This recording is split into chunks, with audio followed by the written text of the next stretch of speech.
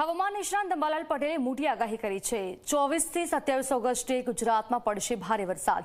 સુરત અને ભરૂચમાં ભારે વરસાદની આગાહી વ્યક્ત કરાઈ છે। 10 ઇંચ જેટલો વરસાદ પડવાની સંભાવના છે। મધ્ય અને ઉત્તર ગુજરાતમાં પણ વરસાદની આગાહી કરવામાં આવી છે। પંચમહાલ અને વડોદરામાં ભારે વરસાદની શક્યતા છે।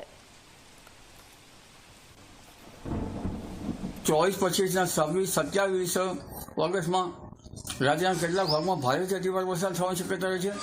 અહમદનગર વલસાડમાં ભારે વરસાદ થવાની શક્યતા રહે છે। સુરત ભરૂચ વગેરે ભાગોમાં ભારે વરસાદ થવાની શક્યતા રહે છે।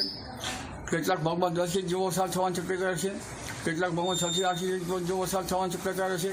પણ ઉલ્લેખનીય છે કે આ વખતે ઉત્તર ગુજરાતના ભાગોમાં પણ ભારે વરસાદ થવાની શક્યતા રહે છે અને પૂર્વ ગુજરાતના ભાગોમાં પણ ભારેથી અતિભારે વરસાદ થવાની શક્યતા રહે છે।